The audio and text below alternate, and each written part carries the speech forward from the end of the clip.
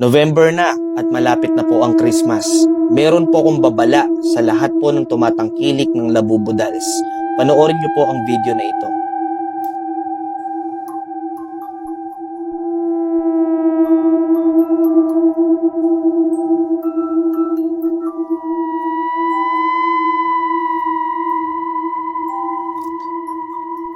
Christmas tree na punong-puno ng Labubu Dolls.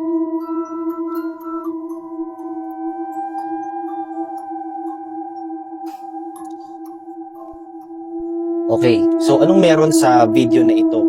Kung papansinin po natin yung Christmas tree, punong-puno ng Labubu Dolls, maybe para sa iyo ang video na ito ay sobrang cute, pero para sa isang tunay na Kristiyano at Biblia ang pananampalataya, hindi po ito cute. Paano ko nasabi? Pakinggan mo itong mabuti. Una, kung papansinin mong mabuti, merong isang doll na tila baga itsurang bungo. Yan yata si Tay Coco.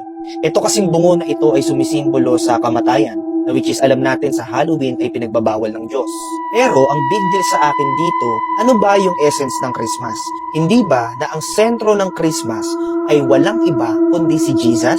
Jesus Christ is the real meaning of Christmas.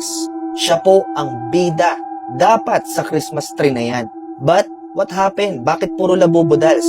At ito pa, sa mga nakapanood ng video ko, alam ninyo yung sinabi ko na yung Labubu Dolls is elves monster.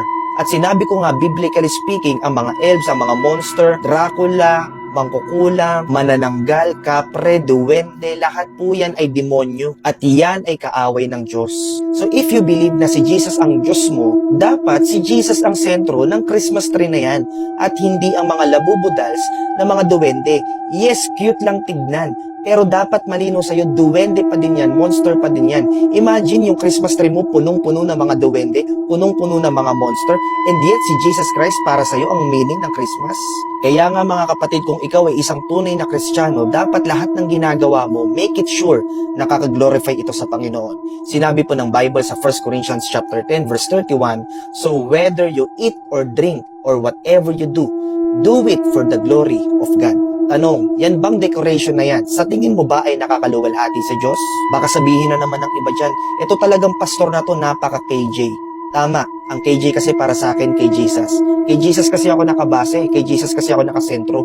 Kaya nga ayoko ng mga Labubu Dolls na ito kasi nare-replace neto si God. Na imbis si Jesus yung bida sana sa pag-alala mo ng Christmas, yung Labubu Dolls yung na-highlight. Ngayon sasabihin mo, pwede ko naman gawin kahit anong gusto kong gawin. Walang pwedeng makialam sa akin. Pakialam mo ba sa akin? Yes, pwede mo sabihin yan. Pero teka lang ulit, paalala ko lang at tanong ko lang sa'yo. Di ba Kristiyano ka? At di ba Biblia ang pananampalataya mo? Teka, ano bang sabi ng Biblia? 1 Corinthians chapter 10 verse 23. Maaari nating gawin ang kahit ano, pero hindi lahat ay nakakabuti o nakakatulong.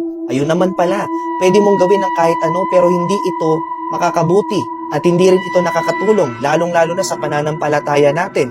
Tanungin kita kapatid, tunay ka ba talagang Kristiyano? Alam mo ba si Satanas kung paano siya napatalsik sa langit? Gusto lang naman niyang i-replace si God. Gusto lang niyang maging Diyos din. Teka, parang kahawig to sa Labubu Dolls na dapat si Jesus yung center. Pero sa Christmas tree na ito, pinapalitan ng mga Labubu Dolls.